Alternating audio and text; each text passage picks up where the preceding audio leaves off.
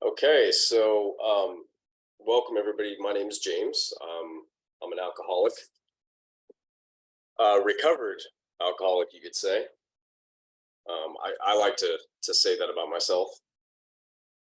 Now, today we're primarily going to be talking about step 10, out of necessity, because all of this is related. We might jump around a little bit and talk about a few of the steps, in particular, step 11. Because 10 and 11 are very much related, I've found through my own experience, to the point where I don't think you can really separate the two. Um, Before we begin, I know we already did one prayer, but I'd like you guys to, if you would like to join me in one more prayer, to get things started. This is the seventh step prayer, and it's on page 76. Just go down, I think, the second paragraph there if you guys want to join me. My Creator, I am now willing that you should have all of me, good and bad. I pray that you now remove from me every single defect of character which stands in the way of my usefulness to you and my fellows. Grant me strength as I go out from here to do your bidding. Amen. I like to read that anytime I share on a topic, because it kind of reminds me of what I'm doing, right? What my primary purpose is. And that is to be useful to God and those about me. And that's something that prayer always reminds me of. It also asks God to remove these defects of character, which is something that step 10 really is instrumental in me being able to do. So let's qualify myself a little bit, I guess. Why am I here? Why the hell am I doing this stuff, right? Well, I'm doing it because I guess when I started it, because I was desperate. I started, I wasn't one of those people that necessarily picked up the AA way of life and the solution and relapsed after trying it. It stuck with me. However, I was very thorough about my drinking prior to getting really exposed to this book.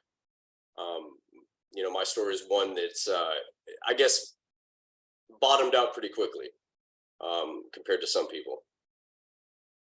So I liked to drink, always did, and it was always progressively, my behavior was progressively more erratic as I drank.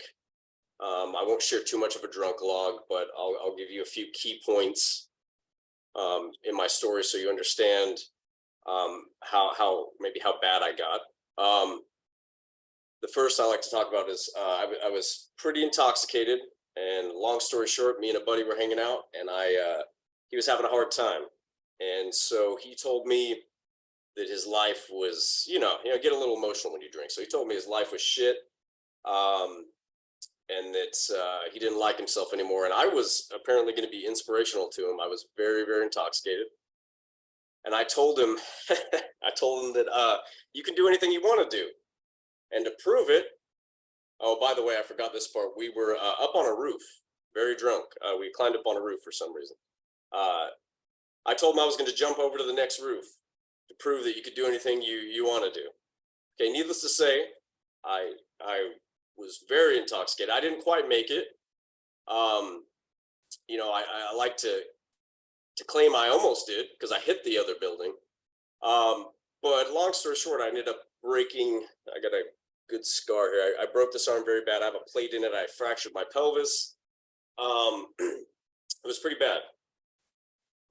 But leading up to that, and I realized when I got hurt that something was wrong with me, and it wasn't just the drinking. I'd always had this weird feeling that something was wrong and something was going to happen to me. Uh, I didn't know what it was, but there was a lot of tension and anxiety in my life. Period. And the more I drank, the more it seemed to lessen, at least for a while, until the consequences started building up and became seemingly impossible to solve. That was one of them. Serious injury. I got into other forms of alcohol, opiates, pills, and very quickly I was half on the street. Only reason I wasn't officially homeless was because I had enough family members that would allow me to stay for like a week on their couch, and I could move from family member to family member, basically just taking what I could from them, what I needed, to get high and drunk again. That continued for about 12 or 13 years and just got worse and worse. Um, I tried to go to an outpatient program, which coincidentally was literally right next to a liquor store. Um, you could guess how that worked out for me. I would leave that program and go right around the corner to some of my homeless friends and drink, and you know, right after going to those things. So that didn't work for me. Getting arrested for selling narcotics didn't work for me either. And losing loved ones didn't work for me. I couldn't stop. I just couldn't stop. There was some invisible barrier that I passed where I could no longer um, control the amount I drank or stop at all. I mean, there was a few times when I got away from drinking and using drugs long enough to where I thought I was okay. Um, in fact, I was pretty sure I was okay.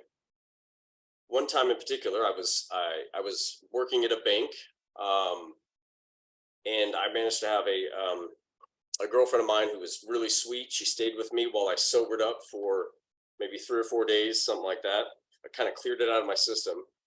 And I remember I woke up on Monday to go to work. I put my suit on. The sun was shining. I physically felt great. I had no withdrawal symptoms. And I was like, I'm good. I'm cured. I just needed to get away from the alcohol for long enough. And on my way to work, a friend of mine texted me. And this friend had lots of drugs and alcohol, somebody I partied with. That's all it took. And the weirdest thing happened to me. I drove straight to his house. I was late for work, almost as if the car was driving itself. I I didn't think about it too much. I just did it. It was like it was completely out of my control. I just went there. Um, and that's how it was, and it remained that way until I got bad enough to where my family basically took me and tried to sort of trick me into going to rehab. So it was there that my life was saved, and that was because of this book. Right, this is just a study edition, but it's the book of Alcoholics Anonymous. Um, and I learned something that really changed my life, and that was that I found out what was wrong with me. Several people at this rehab knew a lot more than I did. They had a lot more information. They'd been doing this for a while. They told me that I had an allergy. Um, and that stuck with me because for the longest time, like I knew I was an alcoholic and a junkie in the sense that I knew I couldn't stop and my life was shit, but I didn't really understand why. And if you don't really know what the problem is, it's hard to find a solution. So these gentlemen pointed out, and it's in doctor's opinion, um, that a real alcoholic, the type of the hopeless variety that I'd come to identify with, has this thing called the physical allergy, right? So I don't react to alcohol and drugs normally anymore. I just don't. Maybe I never did. I'm not sure. It doesn't really matter. What matters is that I don't. I don't. If I take any mind altering substance into my body, and trust me, I've done almost all of them. So from experience, I can tell you that when I do that, I no longer, I can't stop like others. I can't, um, I'm going to do it until the wheels fall off. I'm going to ignore the people. I'm going to hurt other people. I'm going to steal from them. I'm going to lie. I'm going to cheat. I'm going to do whatever I can to continue drinking. I've done it over and over again. So they told me that. And they also told me that there's a solution to this problem. I can't change the allergy, they told me. But I can work on that mental obsession. So what is the mental obsession? Well, that's kind of what happened to me when I the few windows when I moved myself away from alcohol. Despite the fact that physically I wasn't triggering that allergy, I still thought about it. I still had this mental obsession over that stuff. They told me that the solution that's contained in this book could help me with that mental obsession. The allergy's still there. If I decide to pick up, I'm fucked. Excuse my language. But I don't want to make any bones about what that means for me. It means that I'm screwed if I take something into my body. But they said I can work on the mental obsession. And how do we do that? They told me there's a solution, and they told me that that's something very specific. Because there's a lot of people that might tell you something like, well, if you go to 90 meetings in 90 days, maybe that's your solution. And maybe it works for some people. I don't want to bag on anybody. Like, the fact is, I don't know, maybe some people can get by with that. I was pretty sure I couldn't, because I tried a lot of other things, including rehab and going to meetings. Didn't stop me at all. So on page 25, it tells us here, it says, there is a solution. Almost none of us liked the self-searching, the leveling of our pride, and the confessions of shortcomings, which the process requires for successful consummation. So what are they describing there? The self-searching. Well, that's probably step 4, because I'm taking a personal inventory. The leveling of our pride. There's a lot of leveling in pride of my pride that went into these steps, but 8 and 9 is probably a good place to start. There's nothing that quite levels your pride like having a list of people you screwed over and then actually making amends to these people to right the past. So I'd say that levels my pride.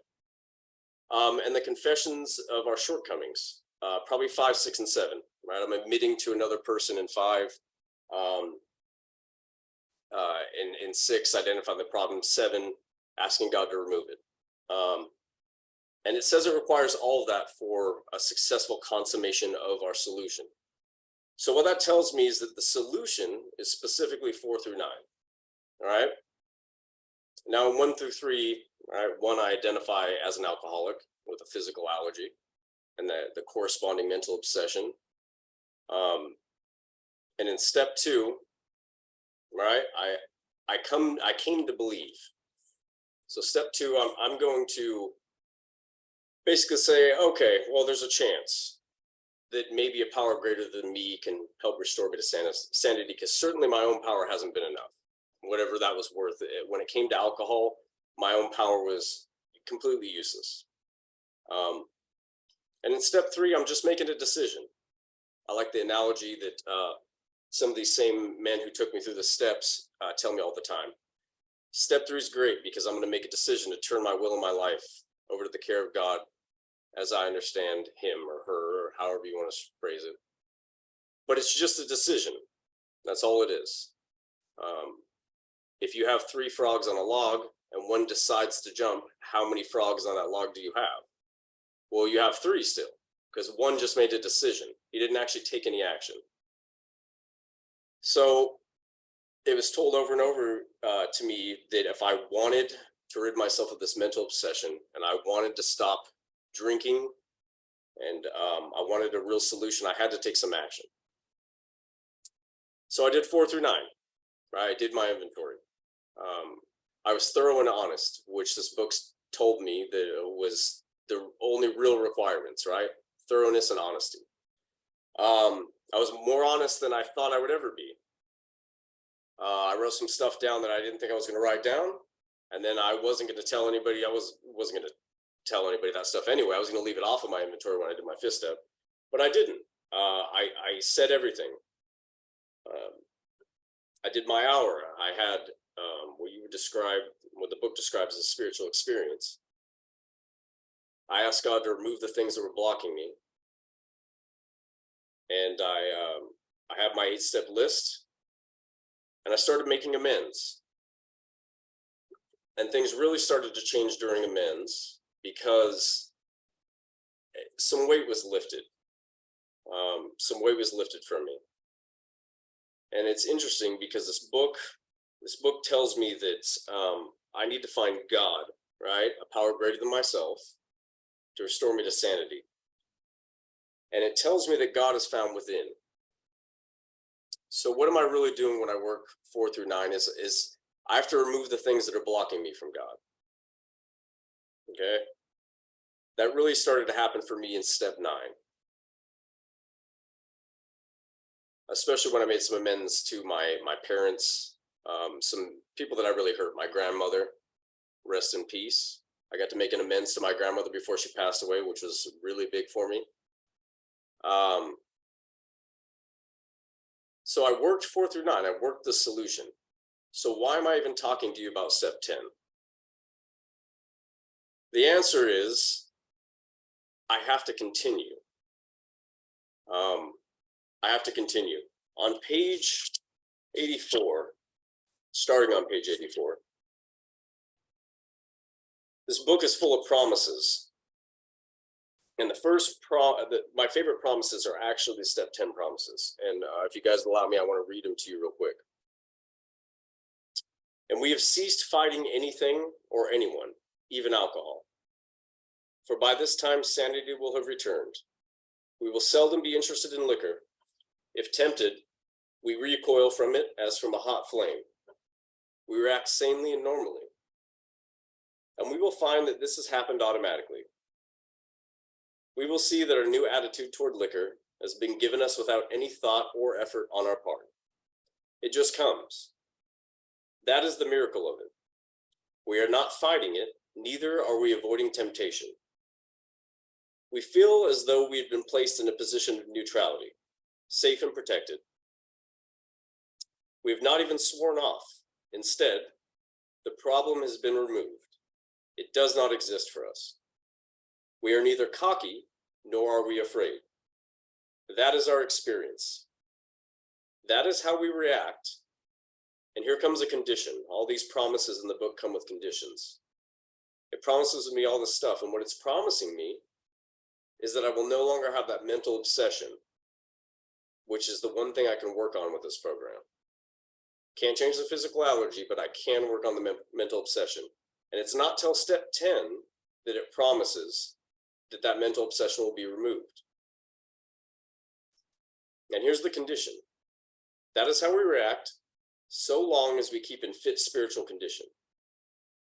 So that's why I do step 10, to ensure that I stay in fit spiritual condition. Why do I need to do that? Because I'm an alcoholic. I'm going to do my will.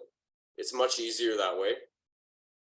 It's all I ever wanted to do, was just kind of, satisfy my own needs.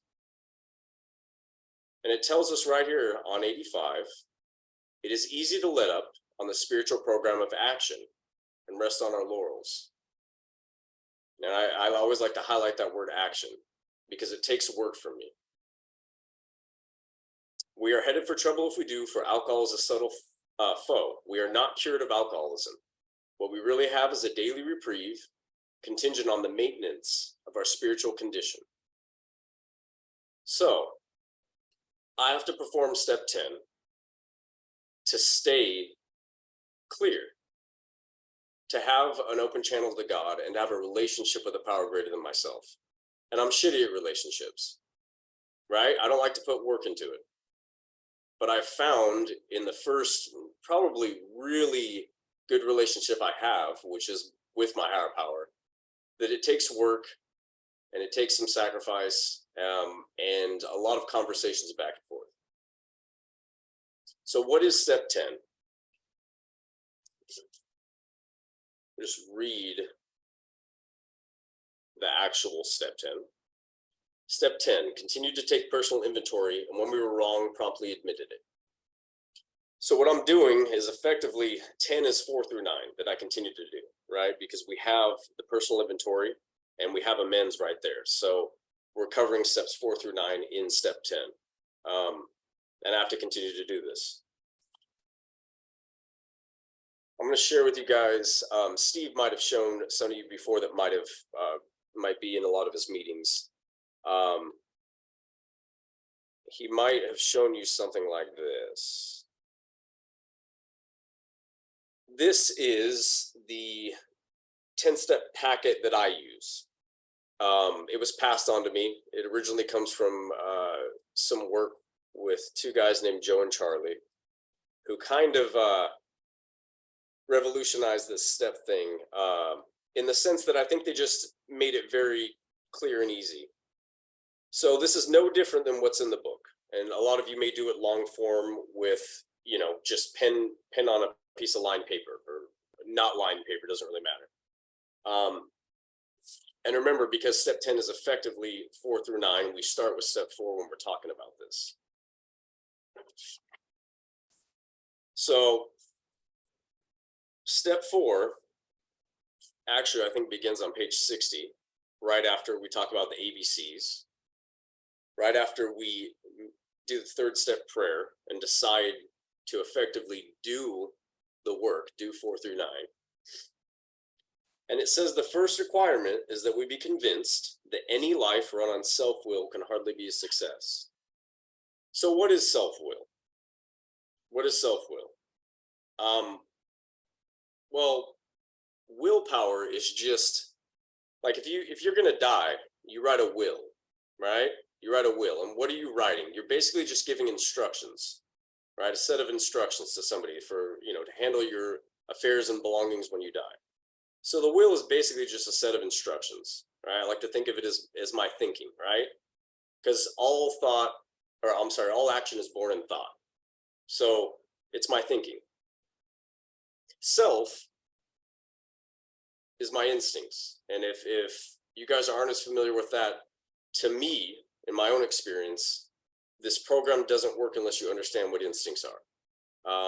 Step 10 is a great way to really understand them and to put them into, your knowledge of that into practice. So when it says any life run on self-will can hardly be a success, it's basically telling me that any life run on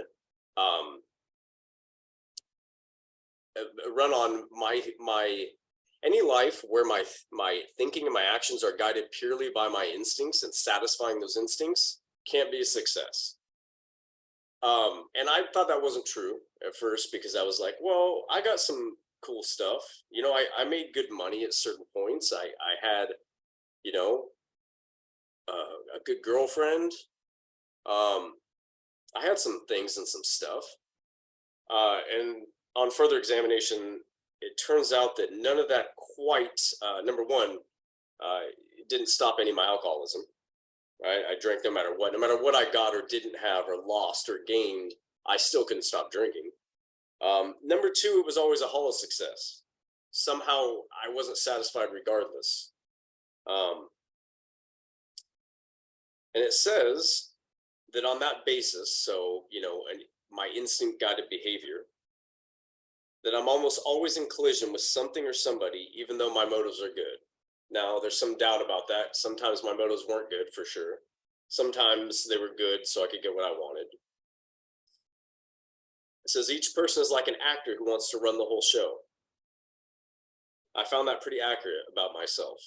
And it's important to know that in any play or movie, the actor isn't supposed to run the show, right? That's the director's job. So if I'm an actor, I'm just there to play a small role.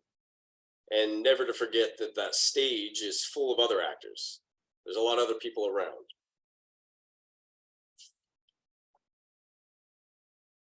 It says the actor is forever trying to arrange the lights, the ballet, the scenery, and the rest of the players in his own way. If his arrangements would only stay put, if only people would do as he wished, the show would be great. Everybody, including himself, would be pleased. Life would be wonderful. In trying to make these arrangements, our actor may be sometimes quite virtuous. He may be kind, considerate, patient, generous, even modest and self-sacrificing. On the other hand, he may be mean, egotistical, selfish, and dishonest. I check a lot of those boxes. But as with most humans, he's more likely to have varied traits. But what usually happens? The show doesn't come off very well. He begins to think life doesn't treat him right.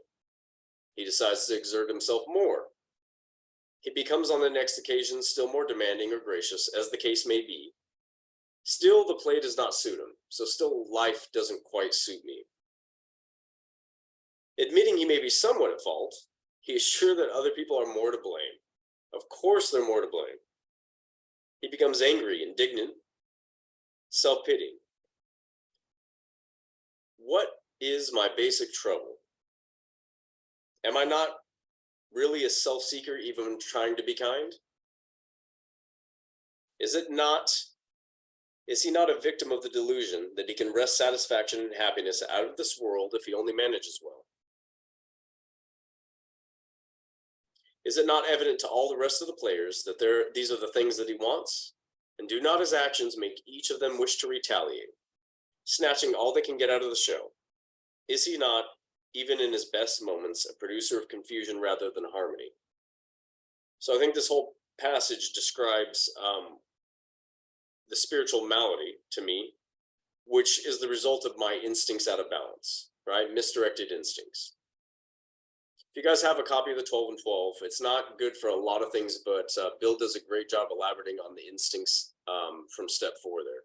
If you guys really want to get into that. I don't know if I have necessarily time to do all that, but I will go over it with you here on this spreadsheet that I have.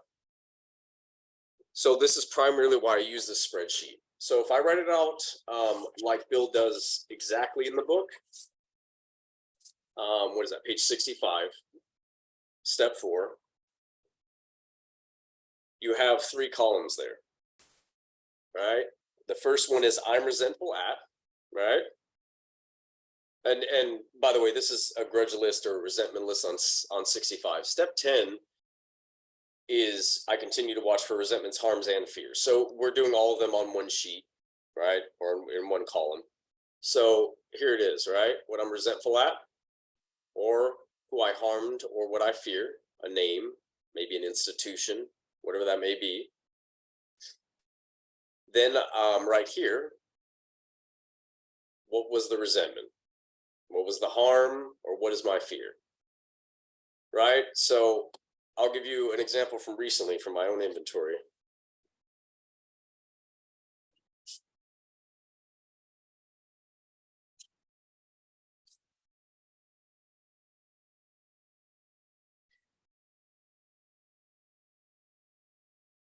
Okay, this is so a resentment. I have a resentment against my my aunt who I love, but she also does my taxes and she hasn't done them quickly enough. And so I don't have my tax refund yet. Right? So I may write her down there, right? I may write her name and I'll put an R here for resentment and I'll say she's dragging her feet. I need this money. She hasn't given me my money yet. Or she hasn't done her job, whatever, however mean I want to get about it. But I'm going to put down exactly what happened. And then we get to this third column, which is also in the book, right? Affects my, and it has a colon there. And in the book, it says sex relations, self-esteem, security, personal relations. There's fear on there. There's pride. And so this worksheet is the same thing. It's just done in an Excel format. And why I really like it is because to me, inventory, especially in step 10, it's all about the instincts. And this spreadsheet just literally has them out in order, and I can check these boxes because I don't want to be confused about what's really going on here. I always found it interesting because at least in the Western world, as far as I know, we read and write from left to right.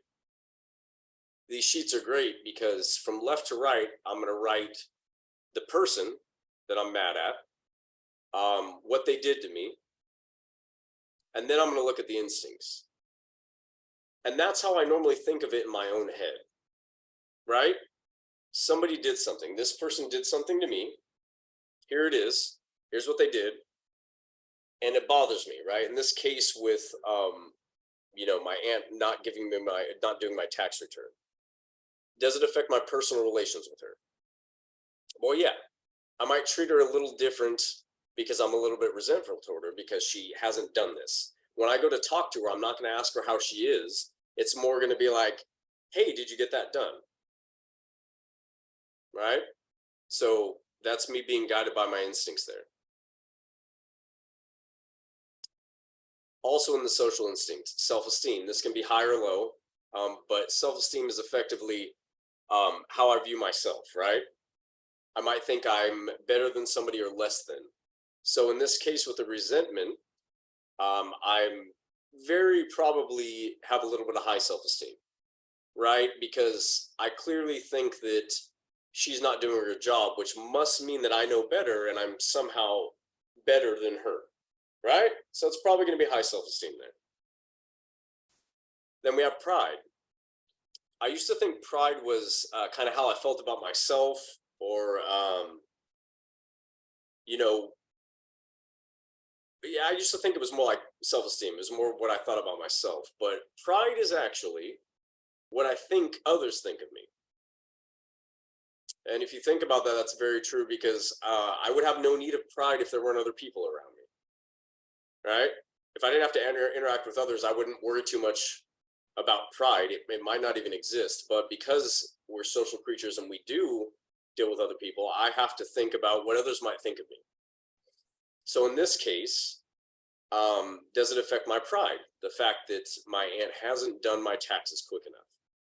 Kind of, because I'm like, well, I guess she doesn't care enough about me, right? I'm her nephew, right? Like, I know she probably has other things to do, but I'm her family. Why isn't she doing this for me? What does she think? I don't need it, not important. So I'd probably check that box as well. Security, emotional security. So my ability to feel secure emotionally within myself. Um, I'm going to tell you this right now. Doing inventory, whether it's a fear, a harm, or resentment, typically I'm checking that box because it's probably why I'm writing it down in the first place. I'm affected emotionally somehow, right? Maybe in this case it's a little bit of anger, but yeah, I'm not secure in my emotional nature at that point, so I'm going to check that box. Now, sex relations. This isn't a this. I'm not having sex with my aunt, so I'm not going to check that. And then it says, where had I been? Selfish, dishonest, self-seeking, and frightened. And this part, because we are doing step 10, I think is on page 85.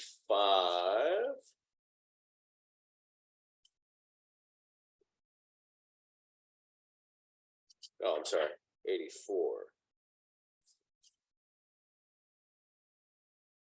Continue to watch for selfishness, dishonesty, resentment, and fear. When these crop up, we ask God at once to remove them. Okay, which is maybe steps 6 and 7. We discuss them with someone immediately, which is kind of step 5, and make amends quickly if we've harmed anyone. That's obviously step 9. So, where had I been selfish, right? And all this selfishness is just a thought, right? Am I primarily concerned about myself in this situation? Of course I am. Like I said, I don't care that she may be busy and it's the end of the year and she's trying to help a bunch of other clients. I'm thinking about me and where my money is. So I'll probably mark that box. Am I being dishonest?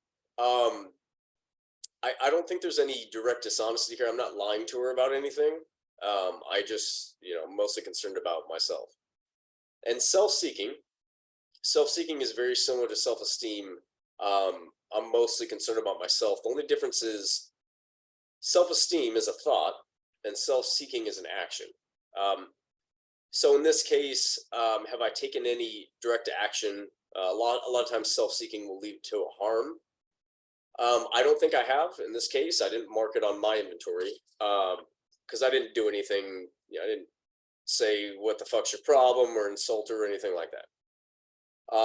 Am I frightened? Well, yeah, I'm worried that I won't get that money, and maybe I don't know. Maybe I'll get penalized for a late filing or something. So there's some fear there. Then we have discuss this with another. Well, yeah, I've discussed this with my sponsor. As a matter of fact, I did that, I don't know, Tuesday, I think. Did I ask God to remove it? Of course I did. I have to. That's the first step in it. Now, made amends, which is also part of step 10. This one, so far, it hasn't, to me, hasn't recurred enough for me to make an amends there. But if this stuff keeps popping up on my inventory, I'm going to have to consider making it right with somebody else. Because remember, the goal of this whole thing, the reason I'm doing step 10 is to keep myself clear. I'm trying to keep myself clear because I want to keep that channel with God open. Because when I don't, the spiritual malady returns, the mental obsession returns, and I'm going to get loaded. I'm going to drink. That's been my experience for years and years and years until I started doing this program. And to give you a concrete example, when I first did this program, I did 4 through 9 with my original sponsor. I made some big amends and I was floating really high, and life started to return to normal. I got a job. I was very grateful for that. Somebody helped me out in the program and got me a job when I had nothing. I ended up with a place to stay, which was amazing. I had some friends step up that allowed me to rent a room from him. And everything was great because I worked the solution. And then I kind of stopped at step 9 and I started having, I don't know, something was wrong with me. I started realizing that job I was very grateful for didn't pay me enough. I started realizing that my boss was kind of an asshole. I started realizing that my roommate, who had been kind enough to rent a room to me when I had nothing, probably charged me too much for rent. And also he wanted me to do things like clean the house and stuff. And I'm like, I work, you know what I mean? I'm busy. I got all this stuff to do. So I didn't drink over it, but things started going wrong for me. I started to build up a lot of resentments, a lot of fears. I started to harm people, and something felt wrong. I started to get blocked off from God. It wasn't until I actually ended up running into Steve, something told me to go back to the rehab that I had promised to come back and help. So I went back there and I ended up running into Steve. And he's like, hey, how are things going? How are things going with your sponsor? I was like, actually, I haven't been talking to him. We kind of lost contact. And something made me say, why, you want to sponsor me? And Steve, thank God, said yes. And what's one of the first things we did? Get into step 10. He also reminded me that maybe there were, we went over my step 8 and 9, because I didn't continue to make amends. Of course I didn't. I only made a few big ones because that was enough to make me feel better. And so I wanted to rest on my laurels. So I didn't drink over that. I didn't drink over that because I ran into somebody else working this program who told me that I wasn't continuing to work the solution and showed me exactly how to do step 10 and worked it with me. I continue to meet with Steve. I have for years now, every week, and we go over this stuff. Unless something even bigger pops up, I might call him. In turn, I keep my side of the street clear. I keep this channel open to God. And then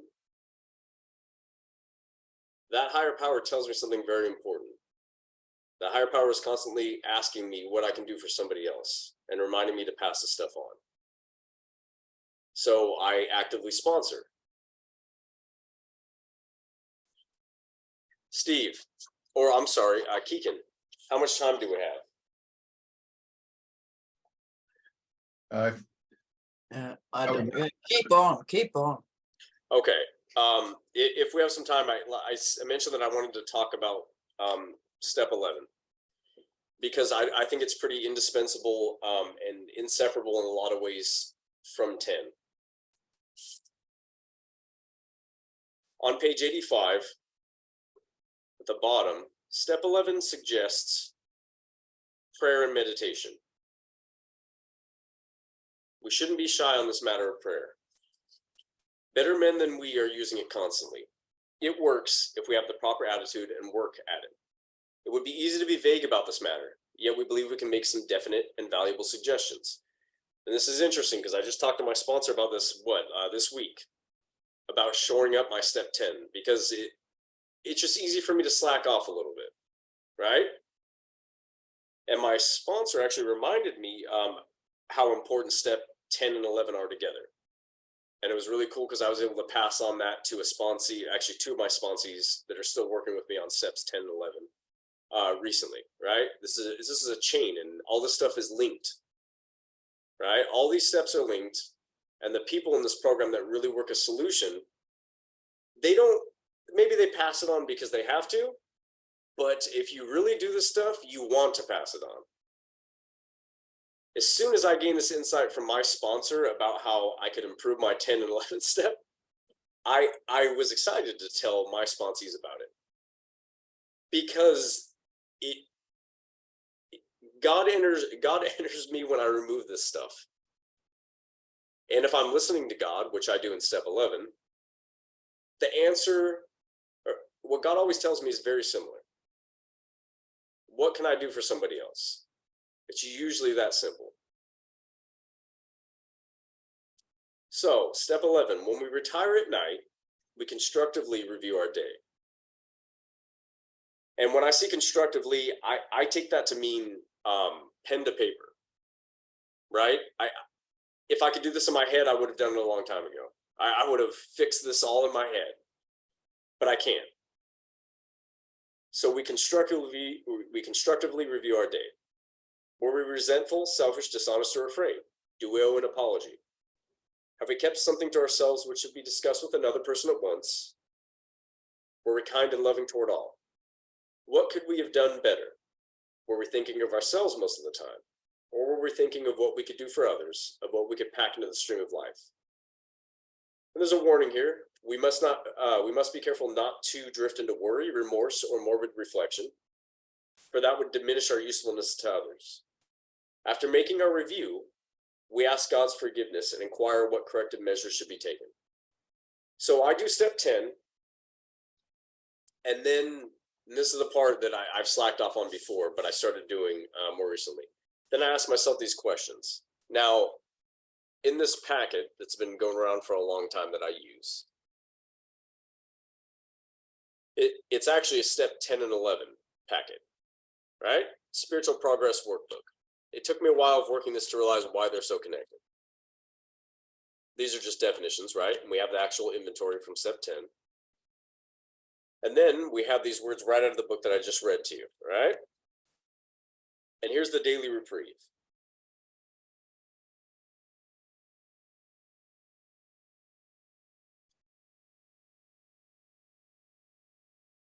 Page 85.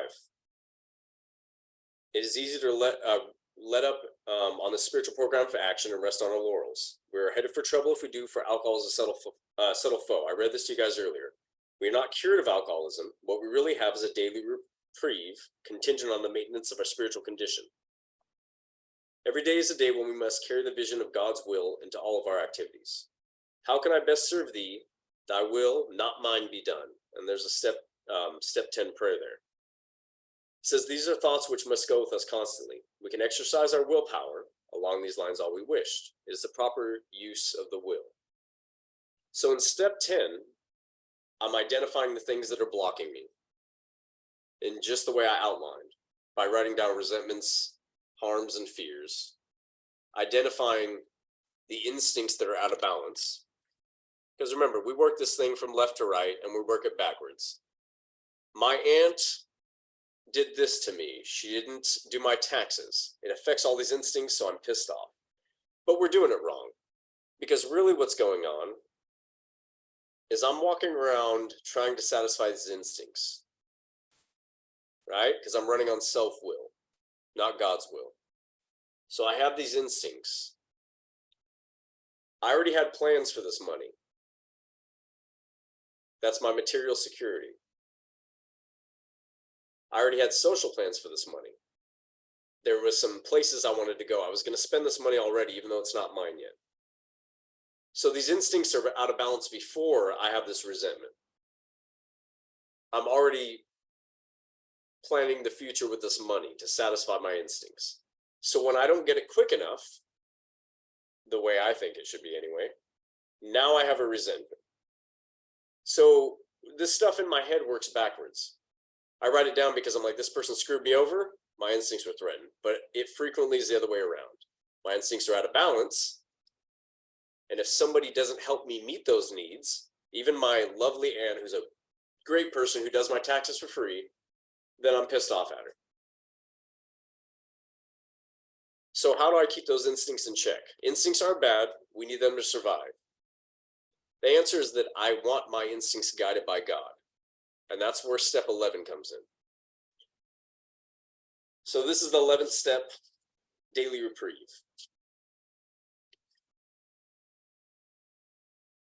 And these are some things on awakening. Let us think about the 24 hours ahead, right? That's directly out of the book.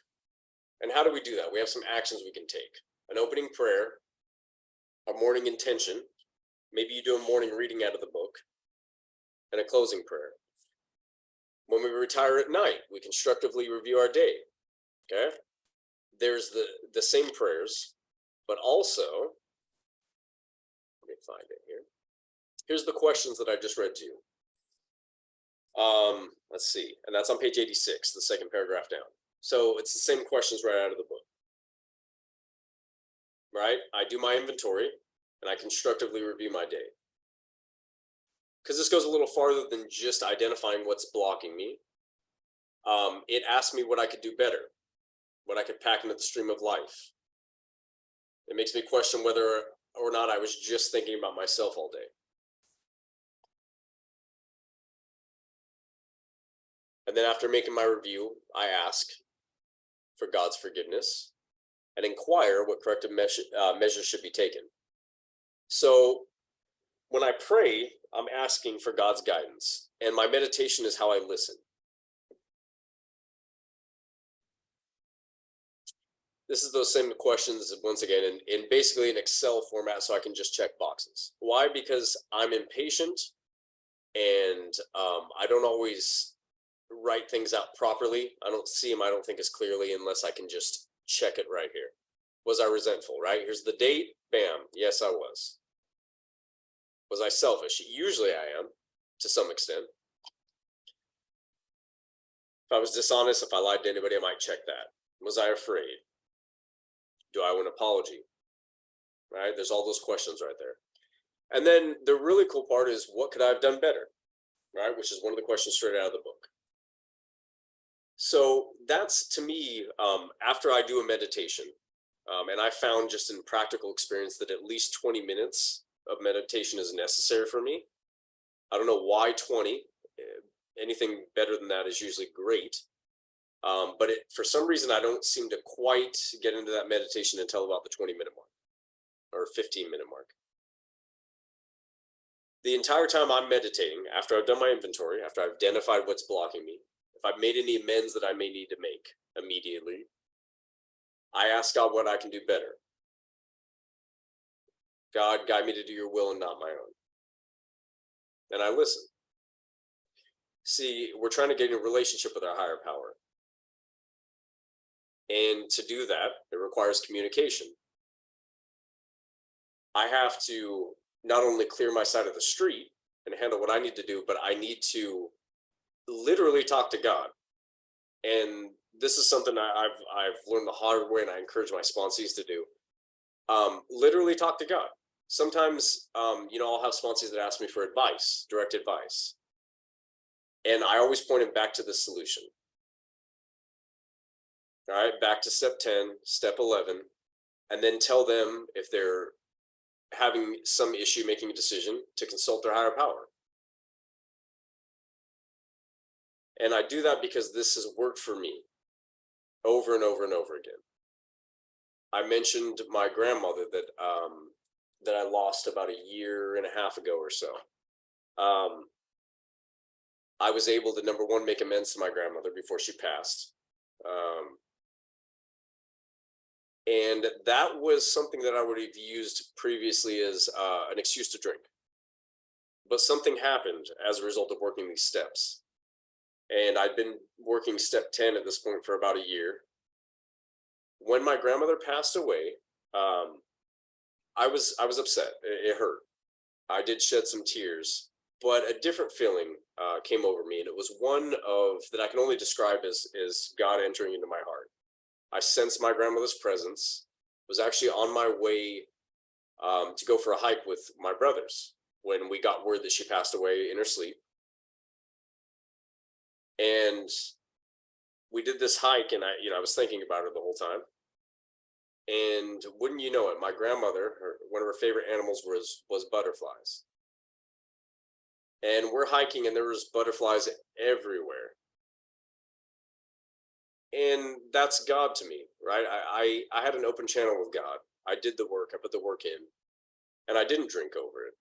I was able to peacefully deal with my grandmother's passing. I still talk to my grandmother every once in a while. My grandmother was like a little kid, and she liked to play around a lot. And so at her funeral, my sister brought these bubbles. And so we blew bubbles when we were saying prayers for my grandmother when she passed away. And so I still take these out from time to time. And I talk to my grandmother, and I'll blow some bubbles, which might seem kind of weird to some people, but it's not to me, because I know she's still present. So I've been talking for a while. Maybe I drug on a little bit, but I want you guys to know, in particular, steps 10 and 11 are the way that I keep myself clear, so I can have a relationship with my higher power, and so I can then have a relationship with others, especially sponsees. I can't tell them to do anything I'm not doing, so I do the work, and it allows me to help other people. Specifically, it allows me to pass the solution on that saved my life. That's about all I'll say. Thank you very much.